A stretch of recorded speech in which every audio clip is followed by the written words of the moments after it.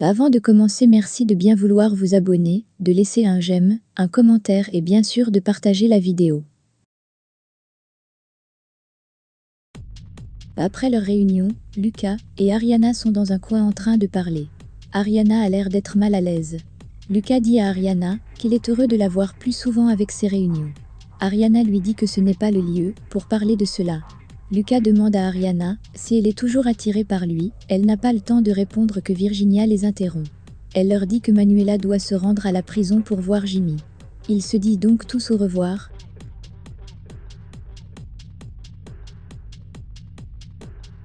Plus tard, Manuela et Horacio sont à la prison. Manuela est inquiète en voyant ses bleus sur son visage, mais Jimmy lui dit que ça va. Ils lui font donc état des preuves contre lui. Jimmy comprend que si Martin est derrière tout cela, c'est vraiment pas bon pour lui. Carmelo va voir Léon, il lui demande s'il a réussi à joindre son fils. Léon lui dit que son fils ne répond pas au téléphone. Très vite, Léon lui dit qu'il ne veut pas parler de Cachorro, il lui demande sa paye. Carmelo lui remet l'argent que Martin a envoyé. Léon donne ensuite à Carmelo une liasse d'argent. Carmelo se met à raconter à Léon à quel niveau en est Martin avec la liquidation des entreprises. Il lui dit que très bientôt de l'argent va être versé à nouveau dans le compte en Suisse de Martin. Léon lui dit qu'ils sont encore loin du compte, mais ça avance tout doucement. Léon lui demande alors s'il a déjà le numéro de compte. Carmelo lui répond par la négative. Léon lui rappelle que c'est sa partie du contrat. En effet, après que Léon ait accepté d'être l'associé de Martin, Carmelo est passé derrière Martin pour proposer à Léon une meilleure affaire. Il lui a proposé de travailler ensemble. Il lui a dit que 20% du patrimoine de Hannibal Davila est bien plus important que ce qu'il a signé avec Martin. Carmelo ajoute que tout ce Martin lui a promis c'était juste pour qu'il accepte, et une fois il aura tout ce qu'il veut, il va le faire tuer, et c'est lui, Carmelo, qui va se charger de le faire. C'est ainsi que Carmelo et Léon se sont associés à l'insu de Hierro. À la taverne, Carmelo est toujours avec Léon. Il lui explique les stratégies que Martin et son frère ont mis en place. Léon se demande comment il va faire pour transférer cet argent au Panama. Carmelo le rassure et lui dit que l'argent va rester en Suisse quelques jours et que de plus, il est le président de l'entreprise qu'ils ont créée, donc ça ne soulevera aucun soupçon. Chez Lucas, Angèle met un peu la pression à Lucas de lui dire ce qui se passe avec Ariana, car il sent que quelque chose se passe entre eux. Lucas décide donc de tout lui raconter, mais il lui dit que personne ne doit être au courant. Lucas avoue donc à Angèle qu'il a rencontré Ariana par le biais d'une amie et qu'ils sont une relation. Angèle est sous le choc. Lucas lui explique donc qu'il était en problème avec sa femme et Ariana se sentait seule car son mari voyageait beaucoup. Angèle lui demande combien de temps leur relation a duré. Lucas lui dit 3 ans. Angèle n'en revient pas.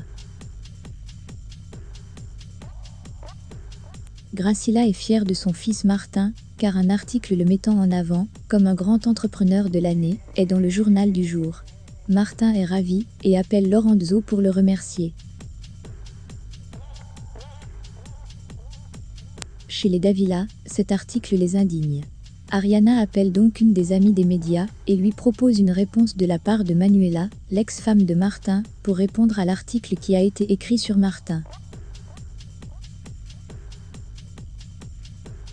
Plus tard, Martin et Christian sont en route pour une cérémonie très importante. Christian, quant à lui, ne comprend pas pourquoi Martin tient à ce qu'il soit présent. Carmelo, qui est au volant, quant à lui, ne rate rien de tout ce qui se dit.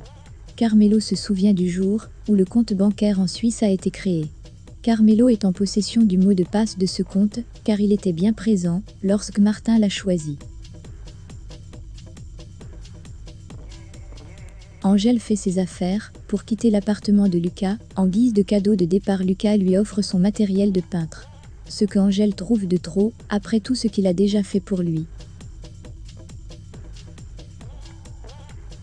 Pendant ce temps à la prison, Mike et Virginia sont allés rendre visite à Jimmy. Virginia est triste, mais elle essaie de ne pas le montrer. Mike demande à Jimmy ce qui s'est passé, il lui répond qu'une bande de prisonniers qui ne l'aiment pas l'ont attaqué. Jimmy rassure Virginia et lui dit qu'en prison, tout le monde a des ennuis et que ça va aller. Mike lui dit en blaguant qu'il doit vite sortir de là, car il ne peut pas se marier sans lui. Ariana et Manuela sont au lieu du tournage de l'interview qu'elle va donner. Ariana demande à sa fille comment elle se sent. Manuela lui dit qu'elle est stressée, mais qu'elle est déterminée à le faire. À ce moment-là, la productrice vient les rejoindre et les emmène vers le plateau. Ariana présente sa fille à la présentatrice qui est une de ses amies. Manuela est installée et apprêtée pour l'enregistrement de l'émission. Une fois c'est fait, la présentatrice lui demande quelles sont les révélations qu'elle a à faire. Manuela dit devant la caméra que Martin Asro n'est pas l'homme que tout le monde pense. Elle dit que son défunt père avait confiance en lui, c'est la raison pour laquelle il l'a nommé administrateur de tous ses biens, mais très récemment aveuglé par la confiance qu'elles avaient en lui, elles ont signé une fusion avec une entreprise dite Global Investissement, qui a à sa tête un certain Max Villarreal. Elle ajoute qu'il a fait cela dans le but de s'enrichir personnellement et non pour le bien de Davila Entreprise. Pendant ce temps, à la cérémonie où Martin s'est rendu avec son frère, Lorenzo présente son nouveau poulain à tous les grands hommes présents. Martin quant à lui joue le jeu du grand homme d'affaires qu'il prétend être. L'article sorti ce matin le rend encore plus crédible. Lorenzo présente également à Christian Aldo Roca, une personnalité des médias très importante. Après avoir fait les présentations et présenté Christian comme un génie des finances, il les laisse tous les deux.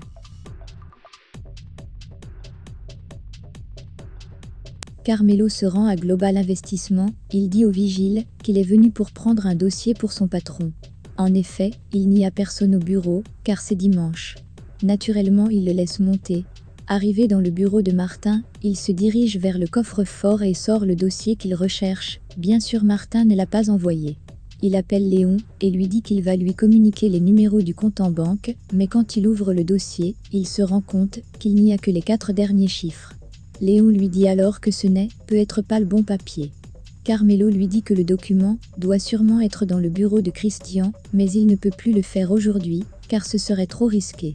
Il lui dit qu'il va le rappeler. Au même moment, le vigile entre dans le bureau et lui demande s'il a trouvé ce qu'il cherche.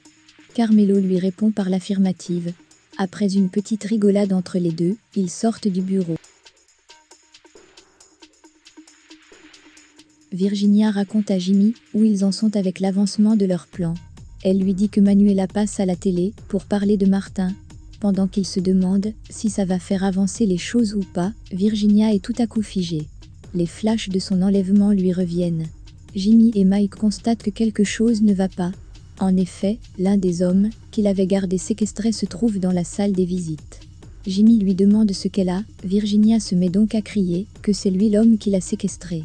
Tout de suite Jimmy voit de qui elle parle. Jimmy se jette sur lui et lui donne un coup de poing. Mike essaie de retenir son ami. Les gardes interviennent. Jimmy embrasse Virginia pour la rassurer, mais le garde les sépare et met fin à la visite. Jimmy demande à Mike de ramener Virginia et aussi de dire à Manuela de venir urgemment. Après cela Jimmy va les retrouver dans leur cellule. Nutria, celui que Virginia a reconnu, mis tout en bloc. Il dit à Jimmy que sa femme ne sait pas de quoi elle parle. Jimmy leur dit qu'ils vont en prendre pour minimum 30 ans. 13, quand à lui est plus serein que son ami, il dit donc à Jimmy qu'il aura au moins gardé un bon souvenir de sa petite femme. Une bagarre entre eux se déclenche. À l'appartement de Angèle, Sylvana aide à transporter les choses. Lucas demande à Angèle sur quelle chaîne va passer Manuela. Sylvana est intriguée et demande de quoi il s'agit. Elle apprend donc que Manuela va passer à la télévision. Elle fait donc remarquer une fois de plus à Angèle et son père que tous sont au courant sauf elle. Mike sort de l'appartement de Virginia et croit Manuela et sa mère. Manuela demande à Mike s'il n'était pas censé être avec Virginia à la prison. Il lui explique alors qu'ils en reviennent, mais que les choses ne se sont pas tout à fait bien passées. Manuela se précipite donc voir sa sœur. Plus tard, Jimmy appelle à l'appartement de Virginia, c'est Manuela qui décroche. Une fois Virginia réalise que c'est Jimmy, elle prend rapidement le téléphone. Jimmy la rassure et lui demande de se calmer, car il s'inquiète de son état de santé. Jimmy demande à parler à Manuela. Il dit à Manuela qu'il doit être rapidement transféré, car sa vie est en danger.